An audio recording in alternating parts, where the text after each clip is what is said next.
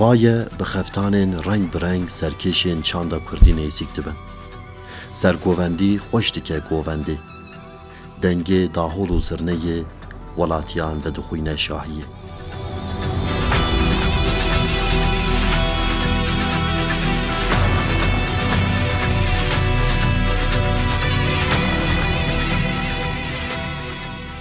Gelê Kurd dest didehev bi ahengekê, bi rîtmekê û kelecanekê di bedena bi sedan kesan de dibe rihek û ji vê rihê têr û tije coşeke newase derdikeve holê.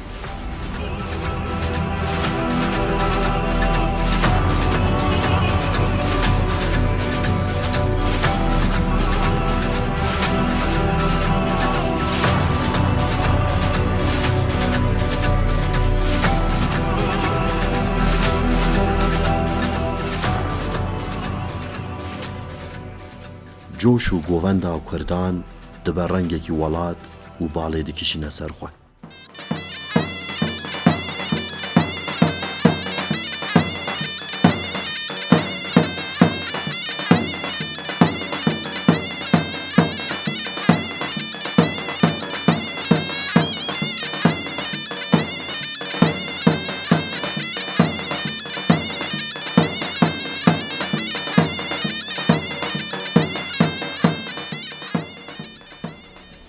Yek bi yek kom dibin daristan.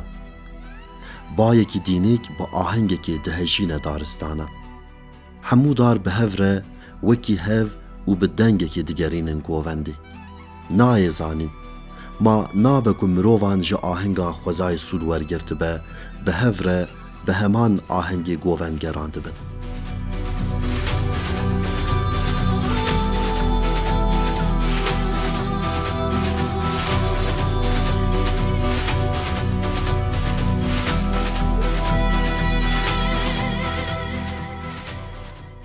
Li Kurdistanê li ser ernîgariya qedîm civakbûna mirovahiyê hin nirxên girîng bi xwe re afirandine. Yek ji wan jî govenda ku di şahiyan de tê gerandine.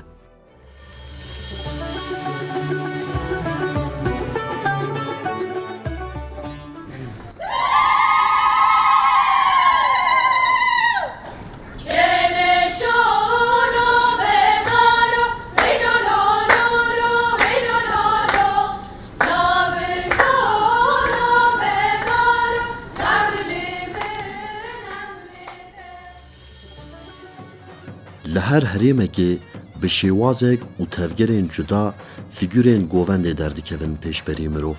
Di govenda her herêmekê de wate û çîrokeke cuda hatiye hûnandin. Bi vî awayî dibe ku govend şano an jî sînemayeke bêdeng bejî.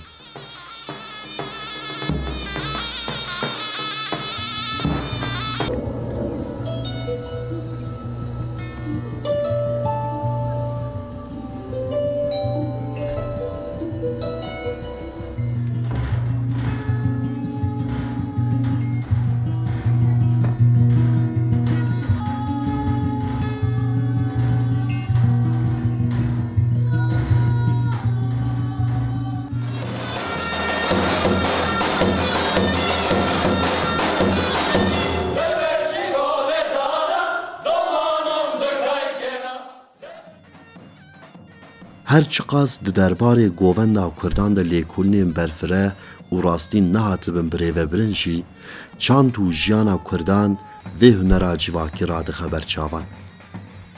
Ji ber ku govenda her herêmekê bi hemû dewlemendiya xwe hê jî di nav jiyan, şahî û hunera Kurdan de cihê xwe yê girîng diparêze.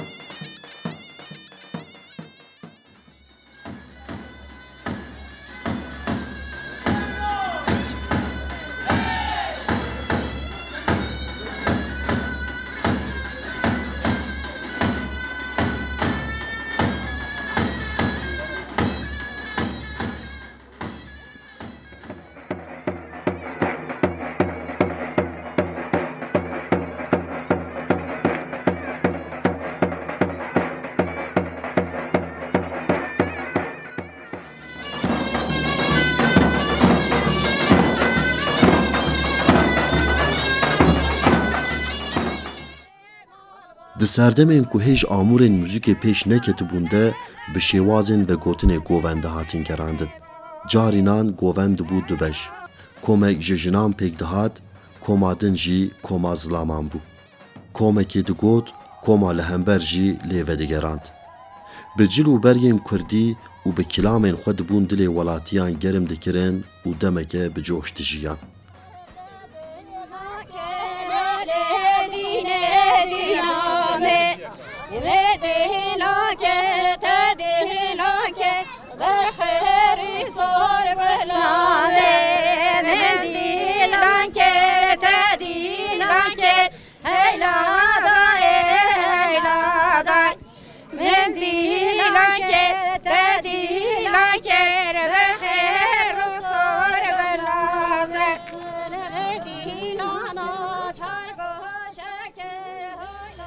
Dengê kilamekê bilind dibe ji serê govendê. Sergovendî distrê û govend jî heman gotinan lê vedigerîne. Bi coştir dibe govend. Ev cureya govendê di dawetên roja me de zêde naelîstin. Lêbelê vê govendê wekî kevneşopiyekê û wekî xwedî derketina li çandê hêj jî berdewam dike.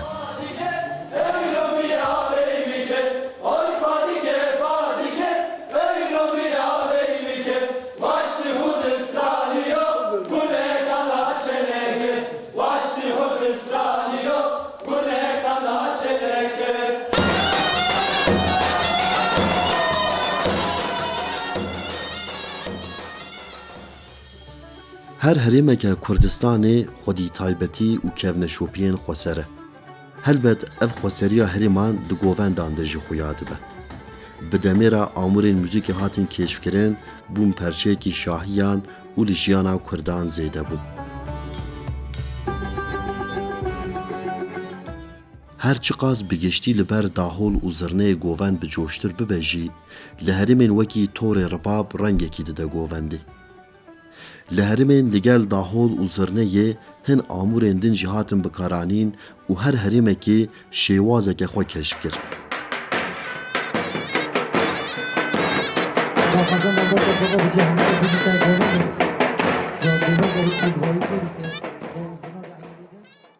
Yek ji van herêmên xweser Amed û derdora wê ye. Li herêma Amedê bi gelek şêwazên cuda govend tê gerandin. Lêbelê yek ji van govendan heye ku bûye nîşaneya Amedê. Ev govend jî bi piranî li derdora dahol û zurneyê tê gerandin. Di govenda Amedê de çîrokek tê vegotin. Wekî ku me di serî de gotî, bi vegotina çîrokan govend wekî şanoyeke bêdeng e. Di govenda Amedê de çîroka evîna şivanekî tê vegotin. Şivan dil dikeve jina ciwan, lêbelê jin bi kesekî din re tê zewicandin.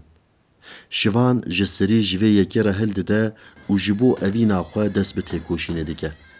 Di dawiyê de şivan bi ser dikeve û şahî ji nû ve dest pê dike.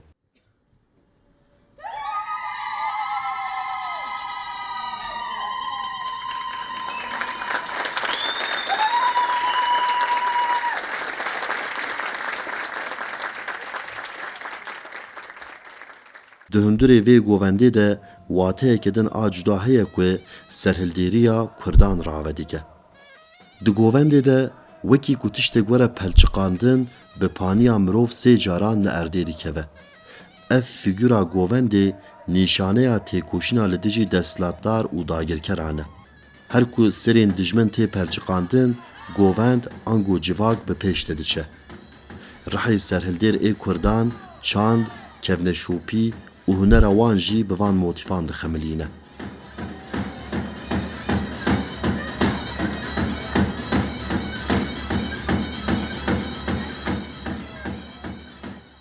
Li herêma Bedlîsê keda jineya di jiyana rojane de hatiye neqişandin. Di destê jinan de cêrên avê hene, avê dikişînin ji kaniyan. Her wiha di pêşmalkên wan de tovên genim hene û di fîgûrekê govendê de genim direşînin.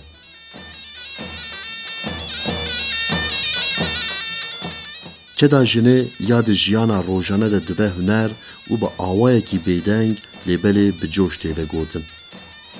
Dibe ku di nav govendan de ya ku herî zêde behsa jinê û keda wê dike, bi van taybetiyên xwe govenda herêma Bedlîsê be.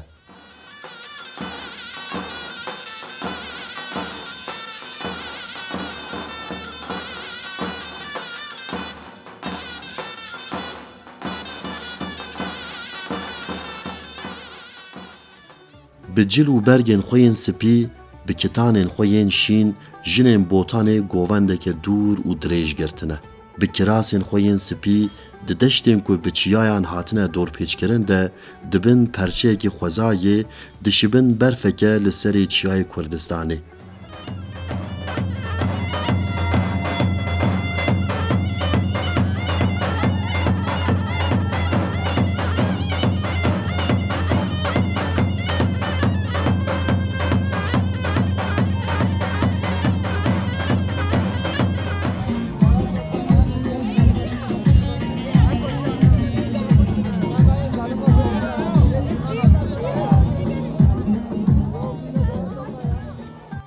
Zilamên bi şal û şapêk li aliyekî govendê geş dikin. Li aliyê din jinên bi xeftanên reng bi reng. Xeftanên rengîn dixemilînin dadigirin qadên Newrozê. Bajar, gund û herêm bi hemû rengên xwe amade ne ji coşa rojê re. Qeyrîna gelekî serhildê re ev tîlîlî. Ev ne qeyrîna neçariyê ye, ev qeyrîna hişyariyê ye. Kes nikare pêşî li vî çemê reng bi reng bigire. Kes nikare dengê vê tîlîliyê nizin bike.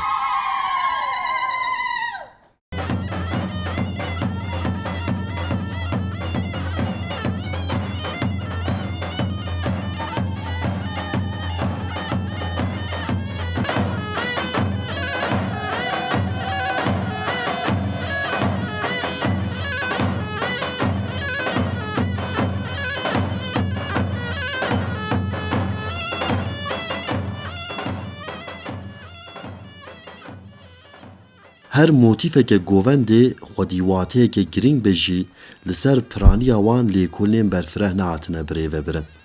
Ji ber vê yekê mirov nikare bi hûrgilî behsa hin taybetiyên govendan bike. Lê wekî ku hatî gotin, di her tevgereke govendê de wate an jî çîrokek heye.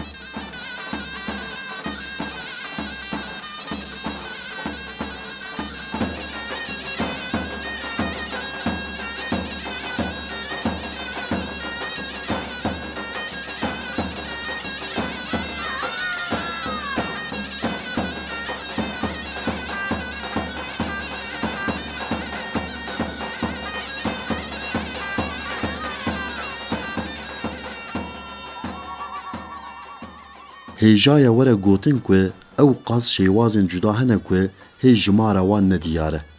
Lêbelê hin ji wan bi demêra an hatine ji bîrkirin, an jî bi qasî berê neberbelavin. Ji ber vê yekê divê hin lêkolînên berfireh di derbarê govendên herêman de werin birêvebirin.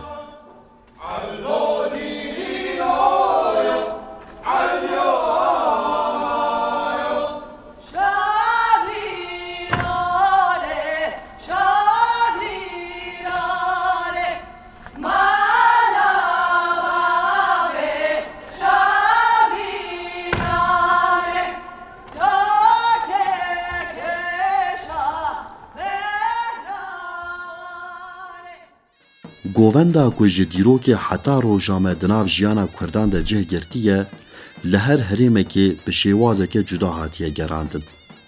Lêbelê bi tu awayî ne govenda Kurdan ne jî çîrokên di govenda wan de bi dawî nebûne û nifşên berê di navbera kevneşopî û nifşên nû de bi govendê pirekê ava dikin.